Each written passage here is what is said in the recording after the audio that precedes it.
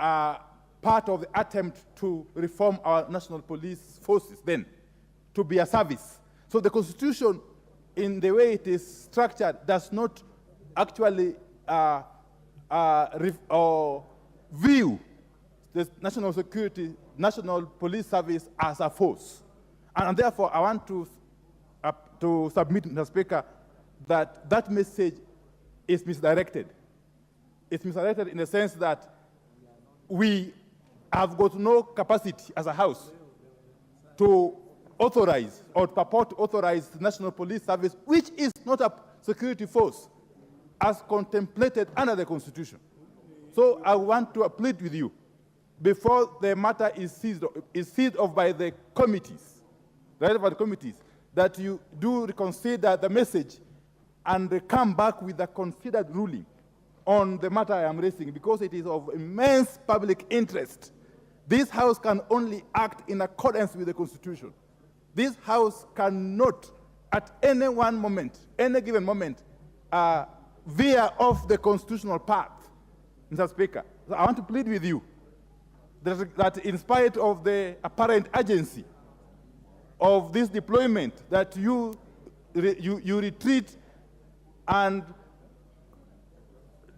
do a considered judgment or ruling on this matter, because as a House we shall have set a very dangerous precedent if you are to be found in the fullness of time to have acted ultra vires the Constitution. Thank you, Mr. Speaker. Yes, Majority Leader. I can dispose of that without your response, but you can go ahead. Thank you, Honorable Speaker. And Honorable Speaker, let me thank you for that message. Honorable Speaker, I've listened to what the Honorable Leader of Minority portends. And, you know, Honorable Speaker, one would even argue if it is not a constitutional requirement, then we even have no role in this matter. And we must appreciate that the President and indeed the Executive has been very magnanimous that to seek, because we are the people's representatives, including officers who are serving in the National Youth Service, those serving in the National Police Service, and those serving in our defense forces. We represent them as representatives of the people. Honorable Speaker, it is important for this House to be able to consider certain questions that linger in the minds of Kenyans. For instance, if we are going to deploy any of our armed forces or servicemen anywhere, are we going to incur money that should have been appropriated by this House? I therefore find it to be a fallacy, Honorable Speaker, that this House would even be questioning why we are being asked to ask questions. Because, Honorable Speaker, just like the President was magnanimous enough to ask that his cabinet secretaries be accountable to the House and to the people of Kenya through their elected representatives, Honorable Speaker, it is the same thing the Executive is seeking to be accountable to the people of Kenya who are represented here by us as members of Parliament. And, Honorable Speaker, I therefore find that that message is properly before this House, and the committee, as you have directed, should be able to consider it and answer those pertinent questions. Top among them for me, Honorable Speaker, we never appropriated any resources to deploy forces outside of this country other than what we approved for the Kenya Defense Forces in the DRC.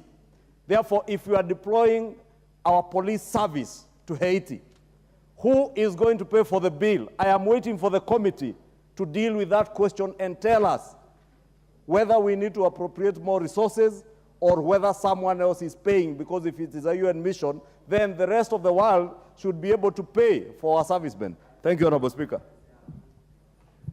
Honorable, yes, Kainan. I don't want to encourage this. All the honorable members, I will allow a contribution on a matter that has controversy. This is very straightforward. The Honorable and I has clearly misread the Constitution and misdirected his mind. Because under Article 240 is very clear. The National Security Council consists, among others, the Director General of the Police. If you want me to read it in full, is there any need? There is established a National Security Council Order. The council consists of the president, the deputy president, the cabinet secretary responsible for defense, the cabinet secretary responsible for foreign affairs, the cabinet secretary responsible for internal security, the attorney general, the chief of defense, Kenya Defense Forces, the director general of the National Intelligence Service, the inspector general of the National Police Service. And then when you go on, it says, under Article 248, that the council may, with approval of parliament, deploy our forces, which include the police who sit in that council, to any manner that has been described in the message. So, Honorable Wandai, I think you are playing politics other than law.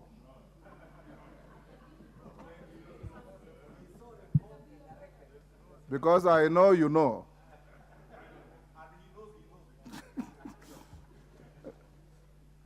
Honorable members, I've got one more.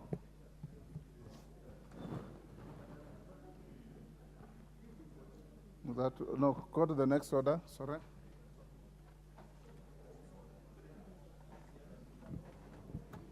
Order number 4, petitions. Honorable members, I have a petition on stagnation of teachers' progression. Honorable members, Article 119 of the Constitution. Order, honorable members, take your seats. We can't both be on our feet.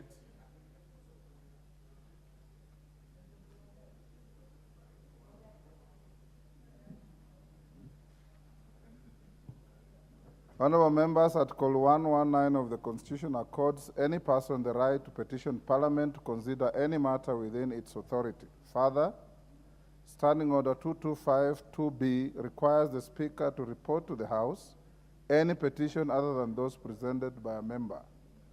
In this regard, honorable members, I wish to report to the House that my office has received a petition from the Kenya Union of Post-Primary Education Teachers, KUPPET, calling for urgent intervention by the National Assembly in addressing the matter of stagnation of teachers. The petitioners aver that KUPPET is the largest and most influential professional association in Kenya, given that it draws its members from the teachers serving in secondary schools and teachers training colleges across the country. Honorable members, the petitioners decry the perennial stagnation of teachers that has led to situations where teachers remain in one job grade for more than 5 years, and in extreme cases, some teachers have not been promoted for 15 years. The petitioners fault the Teacher Service Commission for failing and or refusing to promote thousands of teachers despite the existence of an ambiguous policies that clearly provide for teachers' career progression. Honorable members, the petitioners further decry the numerous unsuccessful engagements with the Teacher Service Commission and have thus sought the urgent intervention of this House in resolving the ongoing teachers' promotion stagnation and challenges in the career progression.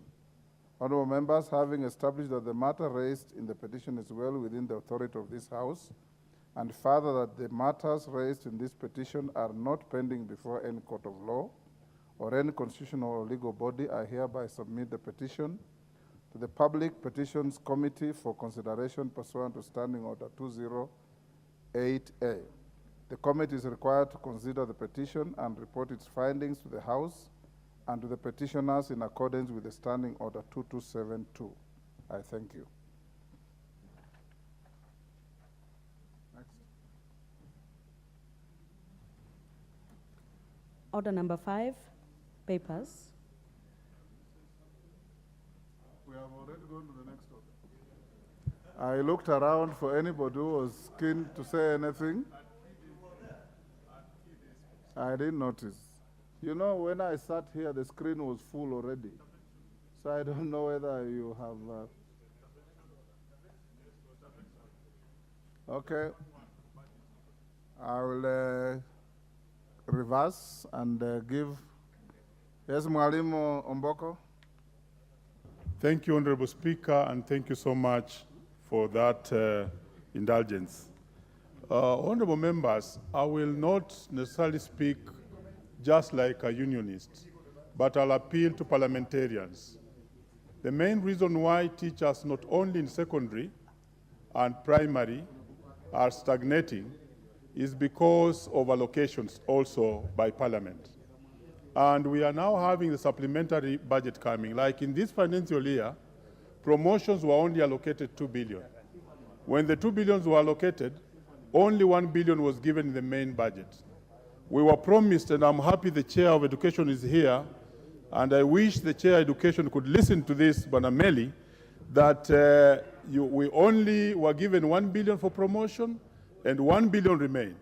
Yet even the 2 billion can promote very few teachers, because 1 billion will only promote only 5,000. So I'm appealing to parliamentarians that as a supplementary come, please stand with your teachers in your own constituencies and areas by approving not only 1 billion, but actually the 24 billion we require to promote the teachers. Some who have stagnated in the same job groups for 10 years, for 15 years. Thank you, Honorable Speaker. Yes, Majority Leader.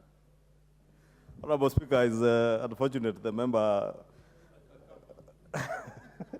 Honorable Mboko has just completed, but I was finding it out of order to anticipate debate on a supplementary budget estimates that has not even been tabled in the House, and is appealing to members to support. So I was wondering which supplementary budget is he speaking about, and appealing to members to contribute to.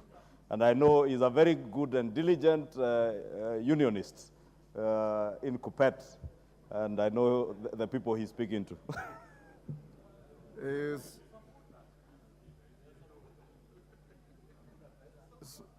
Yes, Odanga. Take less than 2 minutes each. Honorable Odanga. Thank you, Mr. Speaker. I want really to applaud the petitioners on this matter, because teachers in this country have stagnated in the same job groups for many years. When I was a teacher, almost 12 years ago when I left, the teachers that I was with in the same grade and job group, many of them are still in the job group. Interestingly, it is not just money that has caused this. Sometimes it has been because of nepotism and corruption at the Teacher Service Commission. The current chairman of the TSC, for instance, was my classmate. And when he was coming in for vetting, I found that he was 4 job groups ahead of our colleagues with whom I was in the same job group when I left to come for teaching. So apart from just funding, there are many other issues that are surrounding the stagnation of teachers in one job group for a long time, something that needs not to be entertained anymore. Thank you, Mr. Speaker. Kemei.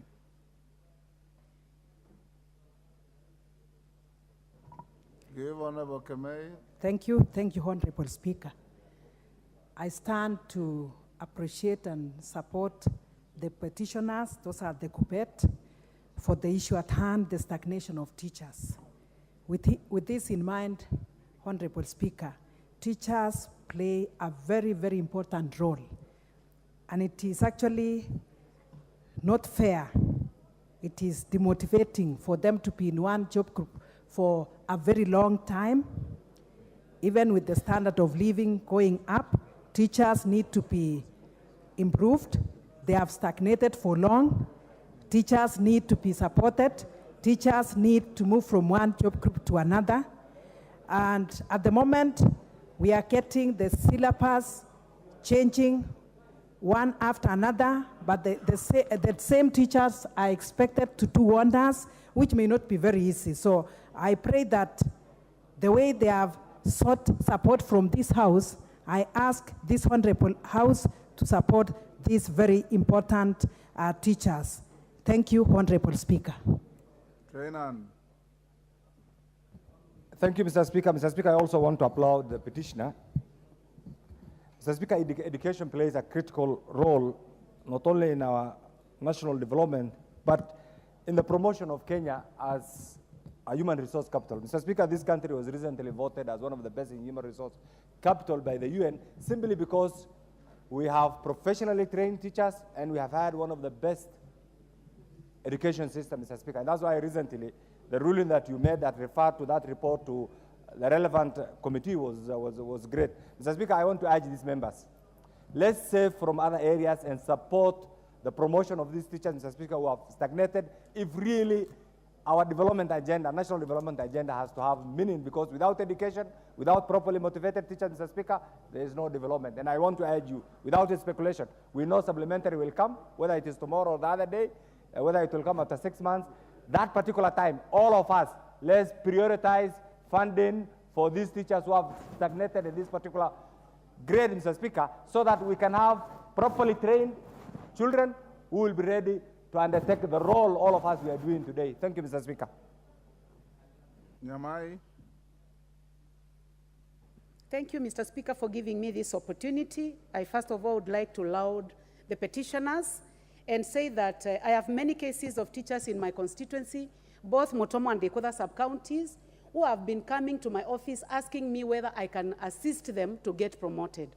Honorable Speaker, promotion of a teacher should not be politically motivated. Someone should not know a member of parliament for them to get promoted. Honorable Speaker, I have cases of 3 schools in my constituency that are waiting for teachers to get promoted, and I have been waiting for the last 1 year. And these schools is a secondary school, Vote Secondary School, and Semea Secondary School.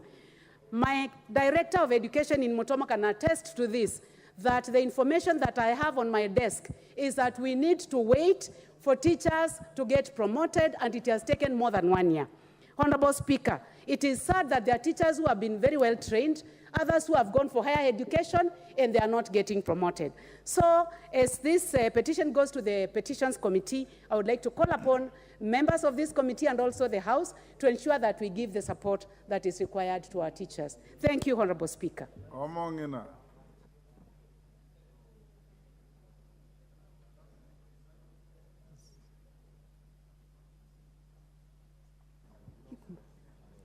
Honorable Speaker, I want to thank you for recognizing me as Omongina, but I always have told you that I'm Honorable Cherusha Mongina, not Omongina. Not Momanyi.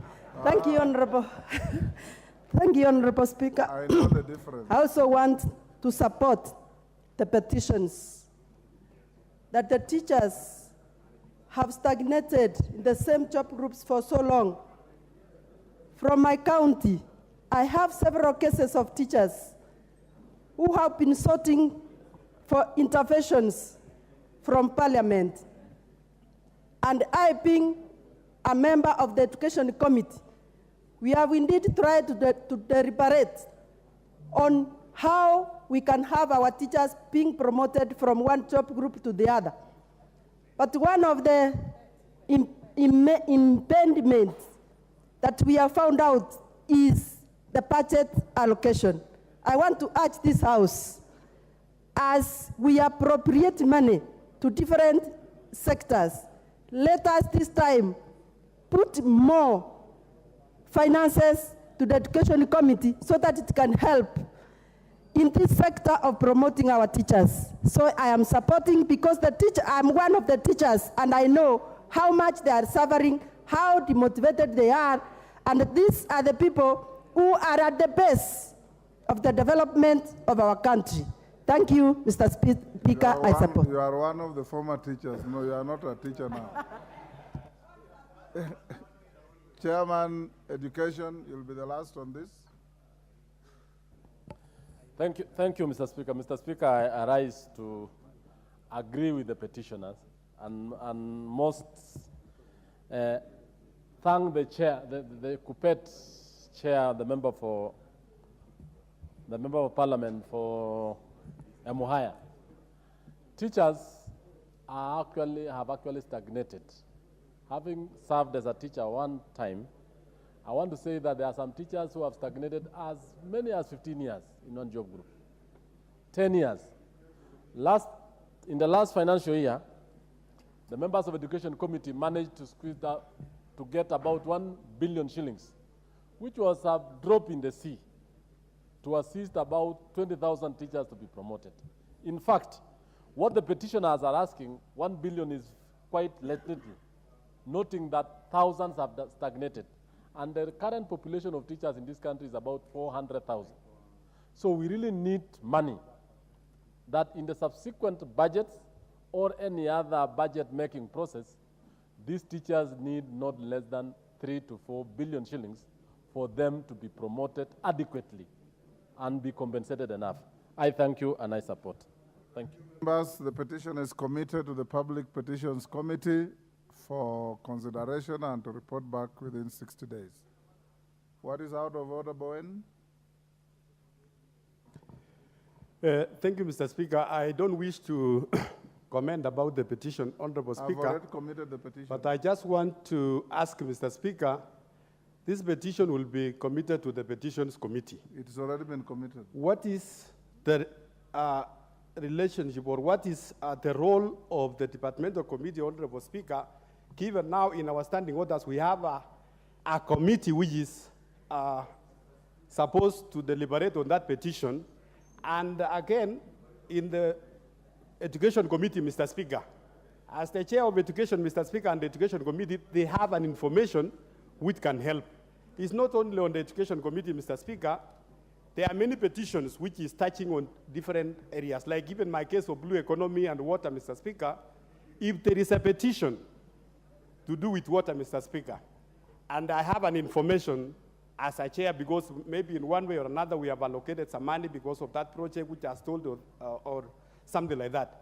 What is our role as departmental chairs or the departmental committees in relation to petitions? Mr. Speaker, I think it is something you need to rule out so that we as departmental committees, we can help in a way with some of these many petitions. Thank you, Honorable Speaker. You know, Honorable Bowen, your standing orders say that public petitions be committed to the Committee on Public Petitions. As a good citizen, whether you are a chairman of a committee or not, if you have any information that can be helpful to the prosecution of the petition, you are at liberty to go to that committee and assist the committee in bringing a better report to the House. Thank you. Next. Yes, Owen? On the same matter? The guy who took my name and added a B on front, I just want to say that now that our standing orders allow that you can have a joint sittings of committees, why? Because of the gravity of this matter and the sensitivity with which it carries, and that the Education Committee is well versed to matters of how much budget is allocated and the progression of teachers and all that. I request you, Honorable Speaker, if you may see fit, that you allow that the Committee on Petition does a joint hearing or carries a joint mission on this matter. It will give credence to what the kind of report that we will get. I request you, Honorable Speaker. The request is declined. Next. Order number 5, papers. Order number 6, notices of motion. Honorable Moses Kirima. Yes, Speaker. I'm ready, Speaker, with the motion. And I wish to move the motion on... You are not moving any motion. You are giving notice of motion. Yeah, Speaker, I beg to give the notice, I beg to give notice of motion on establishment of an emergency price control framework, of which, Honorable Speaker, that aware that the stability and the growth of the country's economy is dependent on sustained affordable prices of essential commodities, thus allowing for regular and uninterrupted consumption of goods and services. Further, aware that the Price Control Act 2011 mandates the government, in consultation with the relevant industry players, to declare any goods to be essential commodities and to determine the maximum prices of the commodities, taking into account any relevant treaty or convention ratified by Kenya, noting that despite the provisions of the Act, global demand and supply can lead to unpredictable changes in the prices of essential goods and services. Further noting that the unscrupulous business practices often emerge during price fluctuations, with some businesses taking advantage of price and deviations to overcharge customers in instances of increases in global prices, while maintaining or insignificant reducing prices in instances of decrease in global prices, acknowledging that there is need to establish a framework to ensure affordability and accessibility of essential commodities and protect the economic well-being of citizens. Now, therefore, this House urges the national government through the National Treasury and Economic Planning to develop a framework for the establishment of an emergency price control framework for essential commodities as a preventive measure to control inflation, spreading, and enhance economic stability. I therefore move the motion, Mr. Speaker. Next. Thank you, Honorable Kerima. Order number 7. Order number 7, questions and statements. Honorable members, the question time for today is not on. The Minister for Internal Security, who was supposed to be appearing today, has requested to be excused for reasons that the Speaker is satisfied and the House Business Committee was equally satisfied that we'll skip today's questions and have him here the following Wednesday after the 1-week recess that you'll go to tomorrow. So let's deal with the statements. Member for Mavoko, Honorable Patrick Macau, EBS, to give a personal statement. Thank you, Mr. Speaker, for giving me this chance to speak to the House. Honorable Speaker, pursuant to the provisions of Standing Order 442E, I wish to make a personal statement regarding my adverse mention in the dailies concerning the ongoing demolition in Mavoko constituency, Machakos County. Honorable Speaker, the circumstances surrounding these demolitions have raised a lot of concern to me and require clarification to the House on the matter. Several dailies of the nationwide circulation and television networks have made a lot of adverse remarks regarding the ongoing demolition of our ongoing investigation into the alleged grabbing of East Africa Portland cement land. My repeated caution and appeals to the county and the national government to address the issue have gone unanswered. There have been attacks on my character arising from unwavering commitment to the welfare of the people of Mavoko, particularly in light of the ongoing investigations into the grabbing of land in Mavoko. Honorable Speaker, I believe that the recent demolitions could have been avoided if the following measures would have been taken into account. 1, the government agencies responsible for land matters should always expedite investigations in cases of land disputes and conclude them in a timely manner.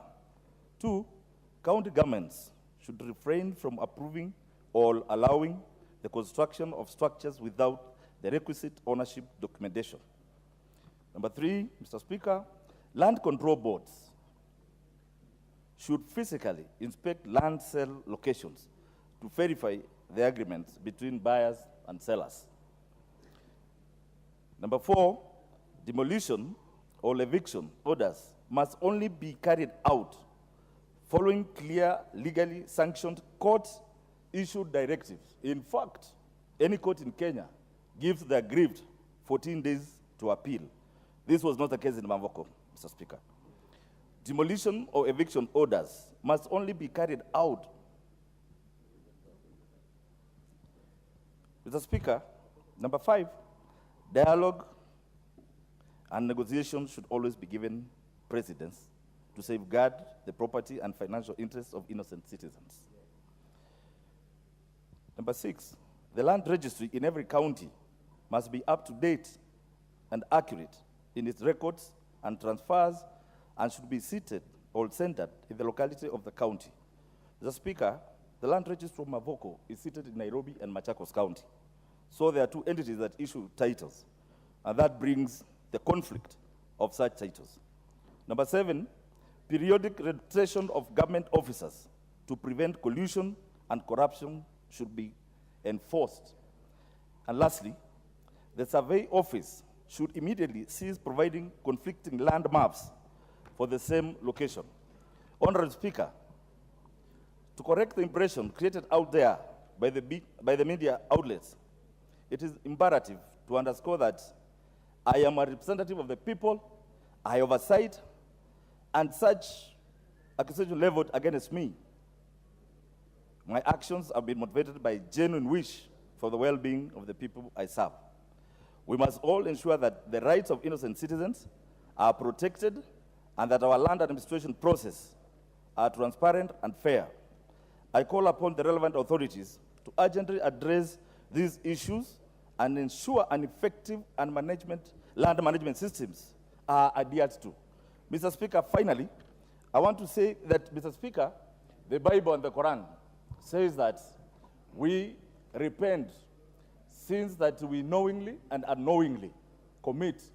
But, Mr. Speaker, for this case, I find these sins were committed intentionally, premeditated, and, Mr. Speaker, that's why these houses were demolished. You are now debating your statement. I thank you, Mr. Speaker. You finished reading your statement. That is the end of the matter. Thank you very much. Mr. Speaker, it's very painful to me, and yes, Patrick. The statement that I approved for you to present to the House, you have already done so. Mr. Speaker, I think sometimes in this House, we are representatives, and this is a political process. Mr. Speaker, today, this is a double wage. Yesterday, Mr. Ichungwa was in and out of police stations. Today, maybe it's me. Let me tell you, my colleagues in this House, the people we represent them for good or for bad. Mr. Speaker, for me, going to the side of demolition. Patrick Macau, order, take your seat. I thank you, Mr. Speaker. Honorable Macau, I gave you permission to make a personal statement. I looked at the content of the statement, I approved it, and you have absolutely no authority to debate your own statement. Once you've finished presenting it, it ends there. Next member from Horoni.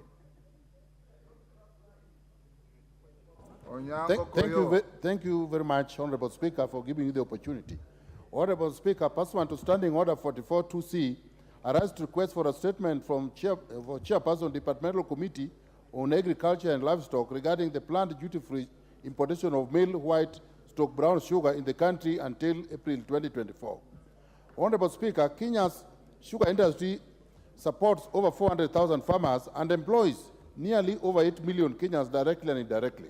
However, the sector has faced acute deficits, making it difficult to satisfy the domestic demand.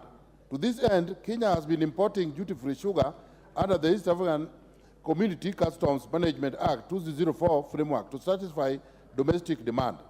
To this end, the Cabinet Secretary for the National Treasury and Economic Planning via Gazette Notice number 14093 of 6th October 2023 directed that 250,000 metric tons of male white stock brown sugar be imported duty-free in the country until April 2024 to bridge the shortage. The directive was triggered by a notification by the Ministry of Agriculture and Livestock of sharp decline in local sugar production due to shortage of mature cane that caused closure of sugar mills in the Western and Nyanza regions. Honorable Speaker, considering that this House recently approved various measures to revive the sugar sector in the country, duty-free importation of sugar in the country ought to be undertaken with caution. It is projected that revival of the sugar industry in the country will progressively meet domestic demand and produce surplus that could earn the country foreign exchange through export. Honorable Speaker, it is against this background that I ask a statement from the Chairperson of the Departmental Committee of Agriculture, and Livestock on the matter. In the statement, the chairperson should, 1, provide a report on the volume of duty-free sugar that has been imported into the country since the beginning of the year 2023, and details of companies that imported duty-free sugar into the country within the stated period, including the directors of the named companies. 2, provide details of the companies that have been authorized to import the newly gazetted 250,000 metric tons of sugar duty-free into the country, including the directors and the directors of the very companies. 3, explain the measures that the relevant ministries are put in place in ensure that importation of duty-free sugar into the country does not slow down revival of the country's sugar industry. 4, provide data on the country's current projected sugar production vis-a-vis domestic demand that form the basis upon which the Ministry of Agriculture and Livestock Development advised the National Treasury and Economic Planning to authorize importation of duty-free sugar. And lastly, 5, explain the measures that the government has put in place to ensure that the contraband sugar and the contaminated sugar does not infiltrate the market during the period of this importation. I thank you, Honorable Speaker. Thank you, Honorable Koyo. Honorable members will go back to order number 2. Call it out, clerk. Oh, sorry. Oh, yes, Honorable Koyo's statement is committed to the department, to the Committee of Agriculture. Is Mutunga here? And they should report back within 14 days. Majority Leader, you can communicate. Go ahead, clerk. Order number 2, communication from the chair.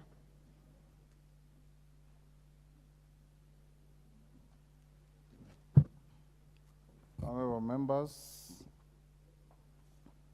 the first one is a guide on authority to retake the motion for adjournment of the House pursuant to Standing Order 33 by the member for Kadhiani, the Honorable Robert Mbui MP.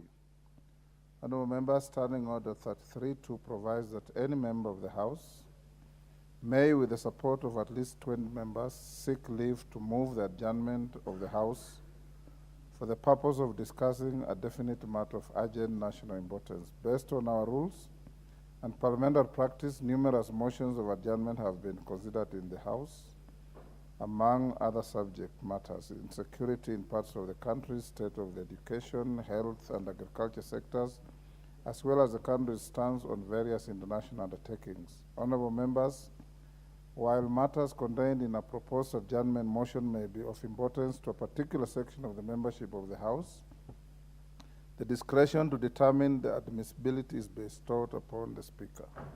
I have in this regard approved a number of proposed adjournment motions on various subject matters for consideration by the House.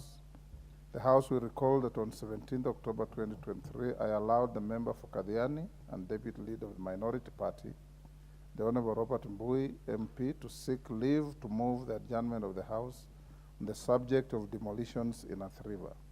Having attained the requisite threshold as provided by standing orders, I directed that the motion be moved on Thursday, 19th October 2023 at 5 p.m. However, before the appointed time on Thursday, 19th October 2023, the House rose out of lack of quorum. This therefore meant that the motion was not debated. I have since received various representations from a number of members that the motion be renewed for consideration by the House, noting that the matter is still live and the concerns raised remain active, and appreciating the deliberative role of the House as enshrined in Article 95(2) of the Constitution, I have acceded to the request to allow the renewal of the motion. Honorable members, in acceding to the request, I made due consideration the fact that the motion contains matters currently affecting the people and which, if unattended, may be detrimental to orderly conduct of operations in the country, including within the land sector. This especially so, noting more recent court rulings relating to land occupation, and the ownership in parts of Nairobi City County. In this regard, honorable members, I direct that the House adjourns today at 5:30 p.m. pursuant to the provision of Standing Order 33 for the purpose of discussing the matter of demolition of houses in Athi River, Machakos County. Thank you.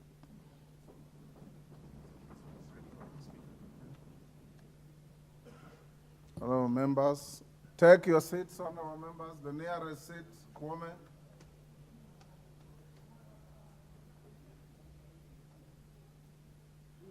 Honorable Kimani, what is your idea of nearest?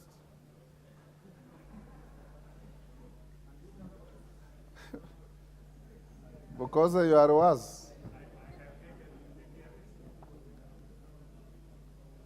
Honorable members, the next communication is on referral of a bill to a winnowing process under Standing Orders 131, the Kenya Drugs Authority Bill, National Assembly Bill number 54 of 2022.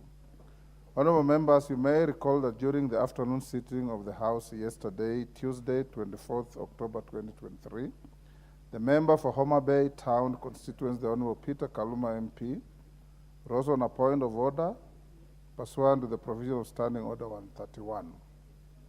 The Honorable Kaluma sought the indulgence of the chair to stay the consideration of the Kenya Drugs Authority Bill, National Assembly Bill number 54 of 2022, in committee of the whole House. Order.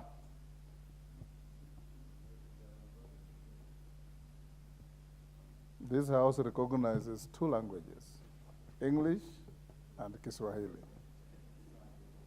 And even in using those, you do so when the speaker is not on his feet. The member for Homa Bay Town constituency relied on the argument that proposed amendments in respect to the bill were nearly on all the clauses. He averred that it was an established practice of the House, pursuant to Standing Order 131, that where so many amendments are proposed on a bill, the Speaker refers the amendments to the relevant committee for harmonization, a process popularly known as winnowing. He further implied that where the multiplicity of amendments appear to rewrite the bill, the Speaker would order such a bill to be republished. Other honorable members, including the Deputy Speaker, Honorable Gladys Boss, the Chairperson of the Departmental Committee on Health, Honorable Robert Pukose, MP, weighed in on the matter and gave their input and clarification on the nature of the proposed amendments. Honorable members, having considered the issues raised by the member of Homa Bay Town constituency in relation to the assurances by the Chairperson of the Departmental Committee on Health and other members, I was inclined to permit the consideration of the bill in the committee of the whole House. In so doing, I was hopeful that the committee would conscientiously consider that and decide each of the proposed amendments, including those that I approved after publication of the order paper. I also guided the House that should need for certain proposed amendments to undergo winnowing arise, while in the committee of the whole House, the chairperson of the committee would be at liberty to stay the relevant clauses to allow further consideration. For the record, Committee of the Whole House on the Kenya Drugs Authority Bill, National Assembly Bill number 54 of 2022, commenced yesterday and progressed up to clause 22. As you are aware, honorable members, the resumption of the Committee of the Whole House during today's morning sitting was interrupted due to lack of quorum. The same business is scheduled to resume in this sitting as listed under order number 11 of today's order paper. Before proceeding to the said order, I wish to inform the House that several members have approached me and conversed their concerns on the bill and the proposed amendments. These members, honorable members, include several members of the Speaker's panel who participated in presiding over the matters. Without delving into the details of the members' concerns, the bottom line was for the Speaker to stay further consideration of the bill to allow winnowing of the proposed amendments. Notably, the members' concerns resonate with the point of order that the member for Homa Bay Town constituency raised yesterday. In this regard, honorable members, I'm inclined to defer further consideration of the Kenya Drugs Authority Bill, National Assembly Bill number 54 of 2022 in the Committee of the Whole. To this end, I direct that the proposed amendments to the bill be subjected to a winnowing process before the Departmental Committee on Health. All members with amendments, including all other members desirous of proposing any further amendments to the bill, are required to appear before the committee to prosecute their proposals. For fairness, honorable members, I advise the chairperson of the Departmental Committee on Health, in whose name the bill is published, to consider recusing himself during the winnowing process and allow the vice chairperson or another member of the committee to steer the process. For clarity, Committee of the Whole had concluded consideration of clause 3 to 22. In the event contestations arise with regard to those clauses, the House will be at liberty to recommit the clauses in accordance with Standing Order 136A. The bill will be resumed later on a day to be determined by the House Business Committee upon reporting of the results of the winnowing process by the committee. The House is accordingly guided. I thank you. Members, take your seats. I still have one more communication. Yes, Honorable Bukosa. Thank you, Honorable Speaker, for your ruling and guidance. This bill initially, Honorable Speaker, was my bill, but it got interest from both the ministry and the government, and therefore this bill was converted to become a committee bill. And having converted it into a committee bill, this is for processes of allowing the government to make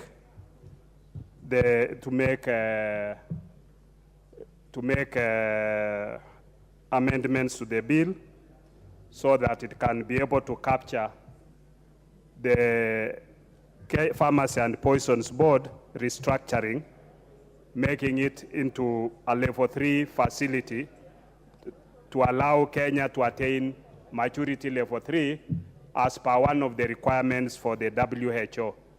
Now I want to know, being now a committee bill, do I have to recuse myself and have my vice chair or any other member?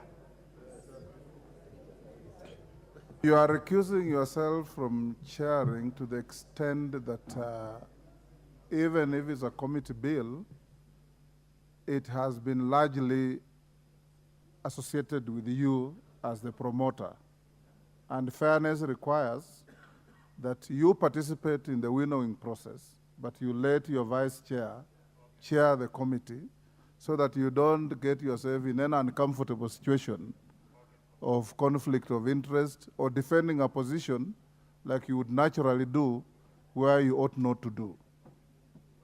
Is that clear? Order, Majority Leader, I want to make another communication. Honorable members, the next communication relates to the replacement of the Deputy Minority Whip and Jubilee Party leadership.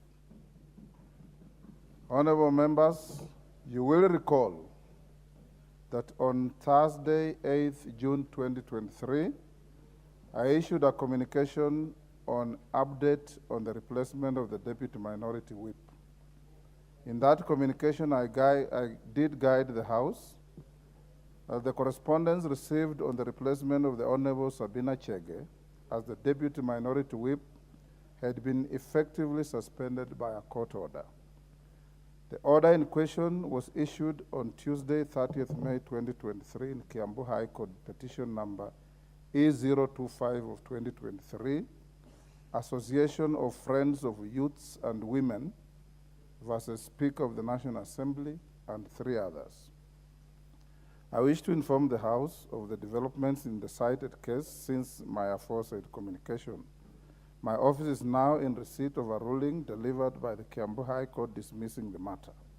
In the ruling, the court held as follows, and I quote, A, the notice of preliminary objection dated 12th June 2023 is partly found to have merit in view of the doctrine of exhaustion. B, the notice of motion application dated 30th May 2023 is found lacking in merit and is dismissed accordingly.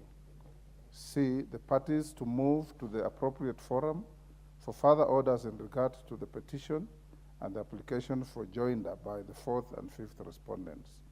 Honorable members, I'm advised that the upshot of the ruling is that in dismissing the application made by the petitioners, the court redirected the petitioner to an appropriate forum for further orders.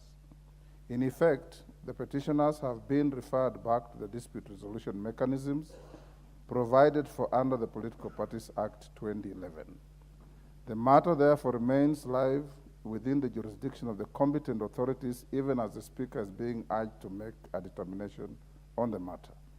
Those urging the Speaker to make a determination in the matter ought to realize that the Speaker's guidance only facilitates the transaction of the business of this House. It is not in any way linked to the role bestowed upon other competent authorities by law. Honorable members, from the onset, the process of the replacement of the Deputy Minority Whip has been tied at the hip with a request by a section of the members of the Jubilee Party to be recognized as a parliamentary party.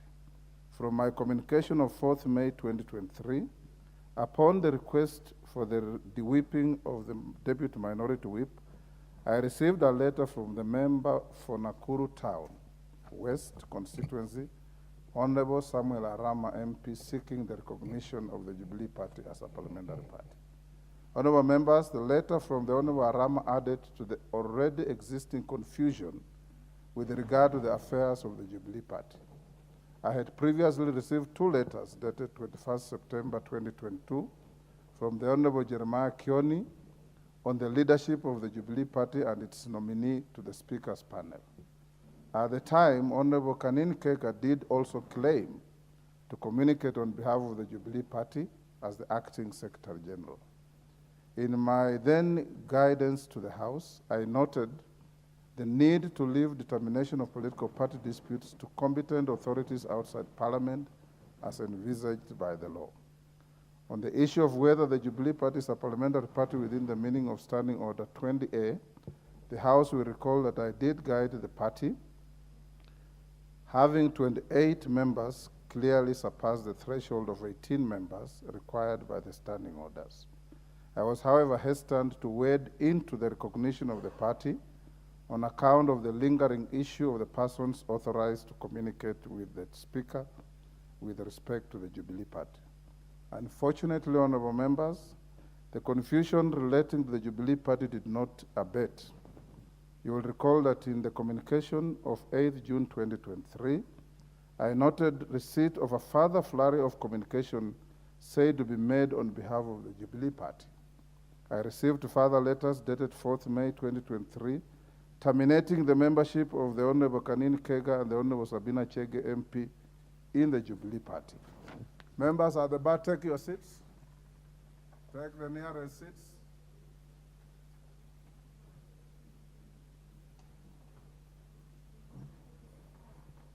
Honorable members, additionally, I was copied in correspondence dated 20th June 2023 between the Jubilee Party and the Azimio la Umoja One Kenya coalition, signed off by a Mr. Nelson Zuya as the national chairperson of the party. In the letter, Mr. Zuya urged that the Speaker refrain from effecting changes to House leadership and committee membership pending the determination of an alleged dispute between the Jubilee Party and the Azimio coalition. Honorable members, it is against this backdrop and a lack of clarification on the affairs of the Jubilee Party at the time that I again expressed my hesitation to recognize the party as a parliamentary party. Indeed, as members will further recall, I granted the minority party and the Jubilee Party a period of 30 days to allow them to put their affairs in order. Whereas it would seem that the minority party has concluded the matter of replacing its whip, the same cannot be said with regard to the affairs of the Jubilee Party and its members in the House.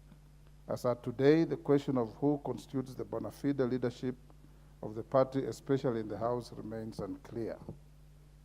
Honorable members, on the 13th of June 2023, Barely a week after my last communication on this matter, the Honorable Samuel Arama again wrote on behalf of the members of the Jubilee Party, conveying names and signatures of 21 out of 28 members, expressing their support of the recognition of the party as a parliamentary party. In the past week, I have received 2 conflicting letters on the matter of the Deputy Minority Whip from the Jubilee Party.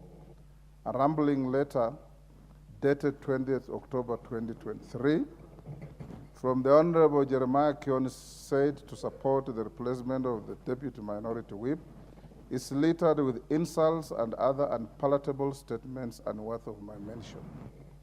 The message in the letter is lost in its tone, which is obviously beneath the standard expected of a person who has sat in this honorable house. On 24th October 2023, I received yet another letter from the Honorable Joshua Kutunyi, who claims to be the party's Deputy Secretary General. In the letter, the Honorable Kutunyi claims that the Honorable Jeremiah Kioni was expelled by the party and ought not communicate on its behalf. The letter contests the replacement of the Deputy Minority Whip on various grounds and alludes to aggrieved members of the Jubilee Party not having been afforded access to internal dispute resolution mechanisms to address their grievances. It concludes by reiterating the claim for the recognition of the Jubilee Party as a parliamentary party in the National Assembly. Honorable members, while it is not the duty of the Speaker to organize how parties are run, you will agree with me that the state of affairs in the Jubilee Party calls for an intervention, especially for purposes of the smooth conduct of parliamentary business. The myriad letters emanating from outside Parliament do not paint a clear picture as to the current leadership of the party. The pending disputes internally and before the other competent authorities obscure the matter even further. Honorable members, the confusion of the Jubilee Party has permeated the walls of this House and affected the transaction of parliamentary business.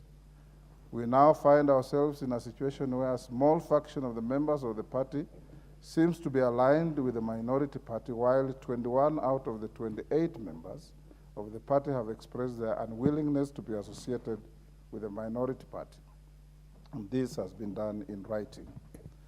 A definite question arises as to which member's interest the Speaker should prioritize over the other, or whether the Speaker should just accept the reality of the existence of these 2 factions and the parity of their interests.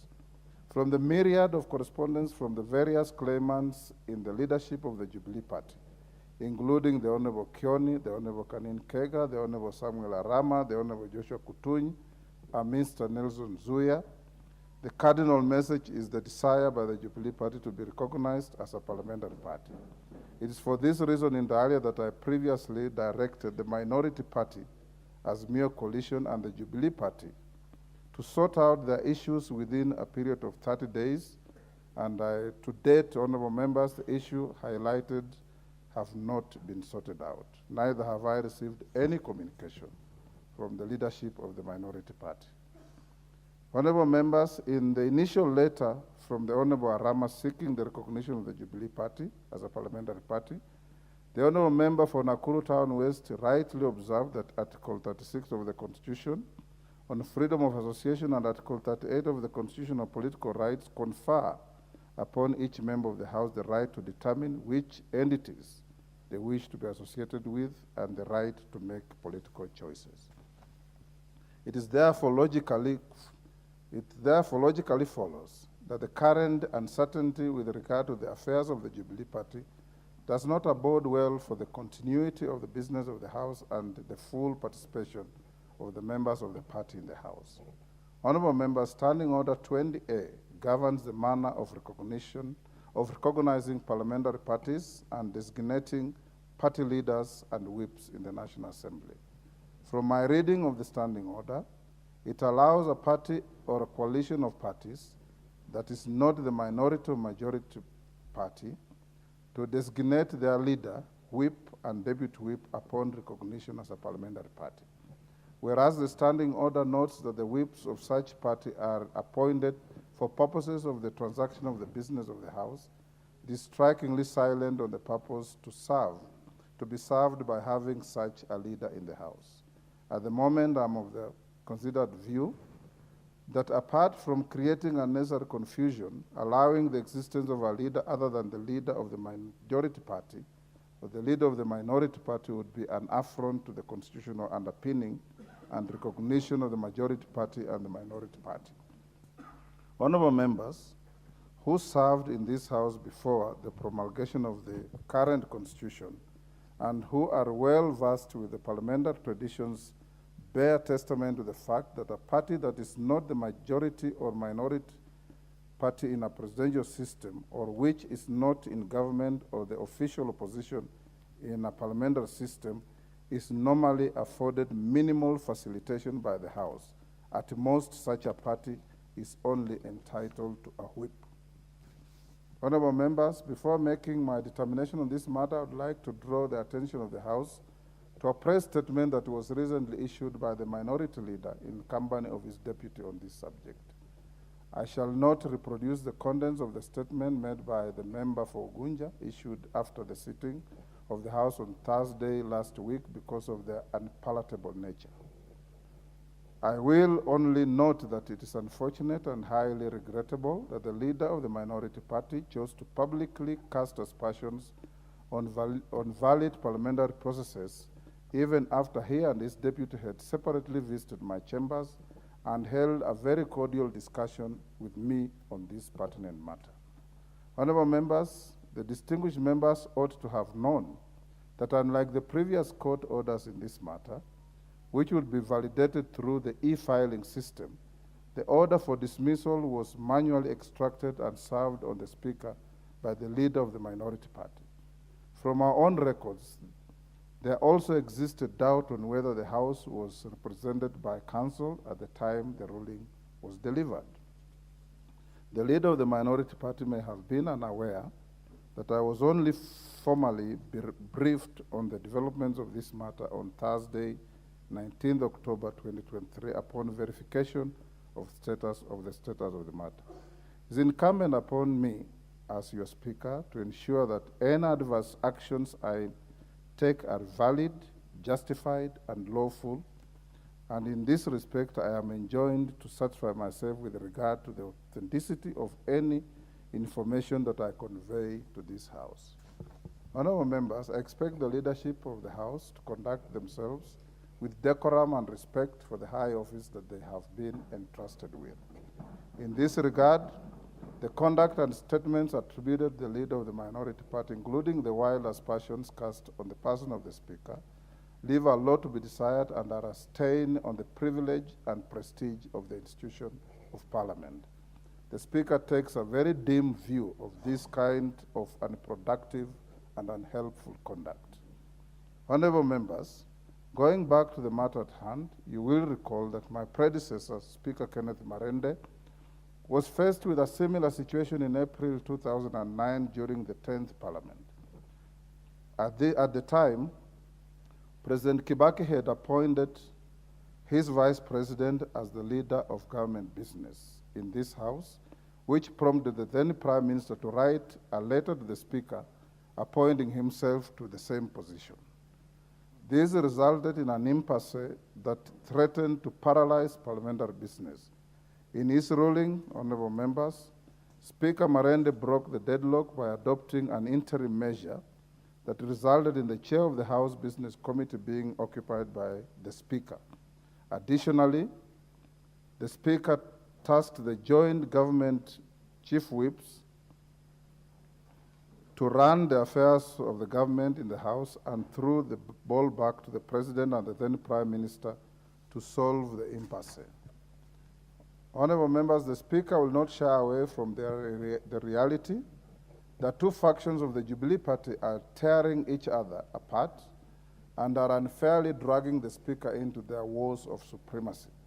However, to the extent that both factions collectively and separately have a stake in the conduct of parliamentary business, I'm inclined to exercise the powers conferred upon me by Standing Order Number 1 to facilitate the continuity of the business of the House until such a time as the competent authorities make a final determination with regard to the disputes relating to the affairs of the Jubilee Party. In summary, honorable members, I guide the House as follows: that there currently exists no bar against the decision made by the minority party to replace its deputy whip. Standing Order 20A5 requires the Speaker to convey a decision to replace a whip to the House. In this regard, the Honorable Mark Mwenje MP forthwith replaces Sabina Chege MP as the deputy whip of the minority party. That to give effect the provisions of Article 36 of the Constitution on freedom of association and Article 38 of the Constitution on political rights, which confer upon each member of the House the right to determine which entities they wish to be associated with and right to make political choices. Order. The Jubilee Party is hereby recognized as a parliamentary party within the meaning of Standing Order 20A. This recognition does not in any way elevate it to or affect the status given to the majority party and the minority party by the Constitution and the standing orders. That consequently, the Honorable Sabina Chege, by virtue of the written support of 21 members out of 28 members of the Jubilee Party in the House, in the letter dated 13th June 2023, and on account of her having been the last officially recognized member of the Jubilee Party, forming part of the leadership, is allowed to perform in the interim the role of the whip of that party in the House. That the foregoing guidance is issued in the interim purely for purposes of facilitating the continuation of the business of the House until such time as the Speaker will be properly seized of the final determination of the matters relating to the Jubilee Party by the competent authorities. The House is accordingly guided. Next order. Order number 8, the National Youth Council Amendment Bill, National Assembly Bill number 1 of 2023, second reading. Question to be put. Order. Order. Honorable Wandai. Order. Order, honorable members. The House is still in session. Order. Order, honorable members. Take your seats. Or those who want to recess from the House, do so quietly. Honorable Wandai, I'll give you The Honorable Speaker, first and foremost, I wish to thank you for finally effecting the communication from my office regarding the change in the holder of the office of the Deputy Minority Whip. Secondly, Mr. Speaker, I want to reserve my comments on the issue of the status of the Jubilee Party for now. But thirdly, Mr. Speaker, in view of your ruling or communication, I want to submit that since I did my first letter to you on the 6th of April, 2023, communicating the removal of the Honorable Sabina Chege, which has now been affirmed by the courts and by the Speaker, that the Speaker finds that for the time between the period between the 6th of April... Honorable members, I can barely hear what the... Honorable Mwenje, I know it's now a time for your exuberance and excitement, but allow your leader to address the chair. There's even really no need for excitement. But let me say this, that my submission is that for the period between the 6th of April, 2023, when I first wrote to your office concerning the changes, and today, the 25th of October, our position as a coalition is that the Honorable Sabina Chege has been holding that office illegally. And therefore, whatever benefits Let me complete. Because my second leg, the second limb, the second limb of this application is that the Honorable Mark Mwenje has, in the opinion of the coalition, been working since the 30th of May 2023. And therefore, the Honorable Mark Mwenje deserves to be compensated appropriately for the work he has been doing since that time to date and facilitated. That is my point, Mr. Speaker. Okay. Yes. Thank you. Order, honorable members. Yes, Majority Leader. Thank you, Honorable Speaker. Honorable Speaker, first allow me to thank you. And as they said, when Speaker Marende in 2009 made his Solomonic ruling on the issue of the leader of government business, yours today, Honorable Speaker, also ranks among as those rulings that are informed by Solomonic wisdom. And Honorable Speaker, it also ranks among rulings that would have a win-win situation for those in the minority party and for those who serve under the Jubilee party. Honorable Speaker, I also did note your concern, and indeed I had also noted the same concern, Honorable Speaker, when last week I saw senior leaders of this House, like the leader of minority and his deputy, in a way attempt to disparage the office of the Speaker, and I found it to be completely out of order, and I thank you, Honorable Speaker, for the guidance that you have afforded the leader of minority and his deputy not to engage in matters that would look to be disparaging the office of the Speaker or the conduct of the person of the Speaker outside the chamber without even, and even in the chamber without a substantive motion, Honorable Speaker. Yes. To Honorable Speaker, I will also not want to comment on the conduct of one Jeremiah Kioni and the letter that you have said had, I can't remember the words you used, not unprintable. And palatable. The rambling letter, Honorable Speaker. Yes. I will not want to also restrain myself from commenting on the rambling letter by the Honorable Jeremiah Kioni, who, as you have noted, is a former member of this House and ought to address the office of the Speaker and indeed any member of this House with the respect that they deserve, including the leader of minority. Honorable Speaker, to also congratulate the Honorable Mwenje on his accession to the office of Deputy Whip of the Azimio One Kenya Coalition. As I equally congratulate the Honorable Sabina Chege on her ascension to the office of Whip. And Honorable Speaker, you may note with your Solomonic wisdom, the Honorable Sabina Chege has now been elevated from a Deputy Whip to a substantive Whip. She now ranks the same with Whip Silvana Sosoro and Whip Junet Mohammed. The Honorable Mwenje now ranks as a Deputy Whip from being an ordinary member of Jubilee. But Honorable Speaker, I've heard what the Honorable Leader of Minority is asking. At what point do these changes take place?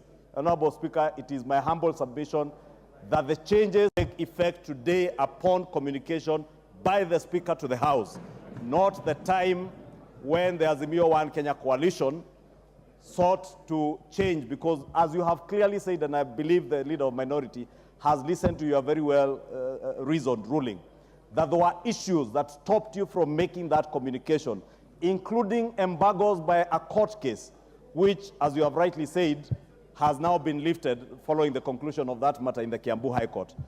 To Honorable Speaker, and in conclusion, would I be not Honorable Speaker, because the only thing that was left lingering in my mind, just like the Leader of Minority had that issue on the time that your ruling takes effect, I also had an issue that was left lingering in my mind, that Jubilee as a party is now recognized as a parliamentary political party.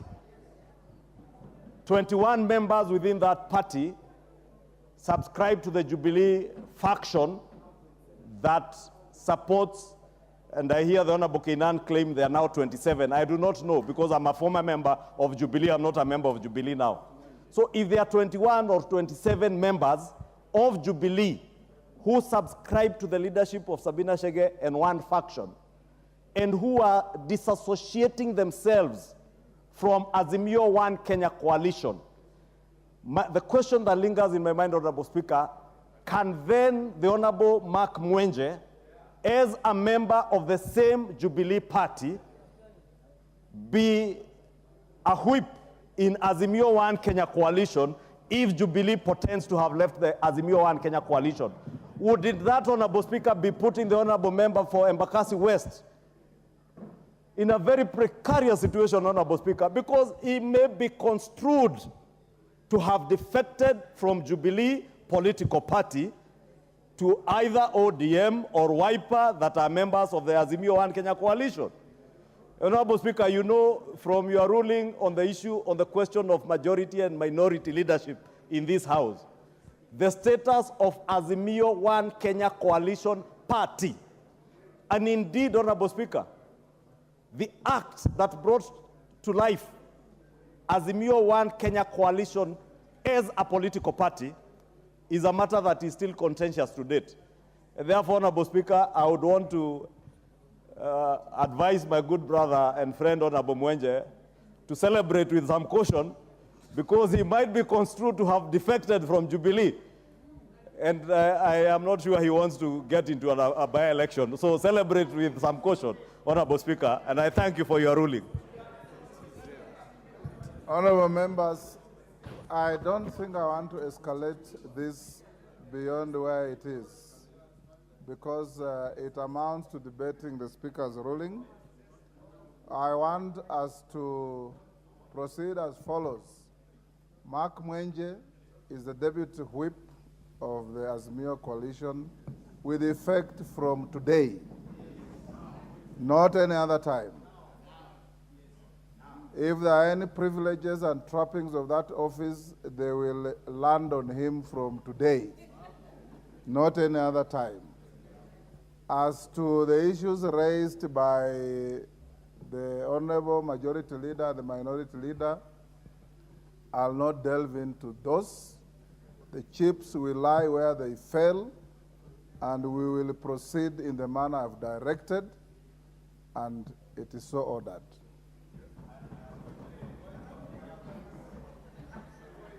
Next order. Next order. Order number 8, the National Youth Council Amendment Bill, National Assembly Bill number 1 of 2023, second reading, question to be put. Order, honorable members, order. Order, take your seats, honorable members. The House has not risen. Take your seats. Order, Honorable Gikaria. Order. Honorable members will now put the question at order number 8, which is that the National Youth Council Amendment Bill, National Assembly Bill number 1 of 2023 be now read a second time. As members of that opinion say aye. Will those of the contrary opinion say nay? The ayes have it. A bill for an act of parliament to amend the National Youth Council Act. Next order. Order number 9, the Land Amendment Bill, National Assembly Bill number 40 of 2022, second reading, question to be put. Order, honorable members. Order. Order, honorable members, take your seats. Commissioner Macau, take your seat. Honorable members, I now put the question at order number 9, which is at the Land Amendment Bill, National Assembly Bill number 40 of 2022, be now read a second time. As members of that opinion say aye. Will those of the contrary opinion say nay? The ayes have it. A bill for an act of parliament to amend the Land Act 2012. Next. Order number 10, motion, nominee to one national government constituency development fund committee. Where is the chairman, Select Committee on the National Government Constituencies Development Fund? Musa Sirma. Majority Leader. Oh, it is your motion, Musa Sirma. Deputy. Yes. Development Fund Act 2015 and paragraph 5, 2, and 10 of the National Government Constituency Development Fund Regulations 2016 approves the nominee listed here under for appointment to the National Government Constituency Development Fund for the following constituency. Tiati constituency. Name Daniel Rukuno Kanyakera, male adult representative, appointment pursuant to section 43(2)(b). Mr. Speaker, Madam Speaker, I want to move that this House do approve this name because the position was created by the death of the in that constituency. Mr. Speaker, I beg to ask Honorable Pukos